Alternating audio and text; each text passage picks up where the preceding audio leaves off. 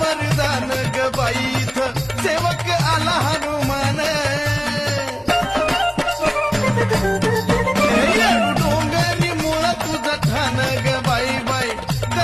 कसं केलं येणं श्रीरामाचं तुला वरदान ग बाई इथं सेवक आला हनुमान सती अप्सरा झाल्या तुझ्या दासी ग बाई सती अप्सरा झाल्या तुझ्या दासी सती अप्सरा झाल्या तुझ्या दासी ग बाई सती अप्सरा झाल्या तुझ्या दासी येणू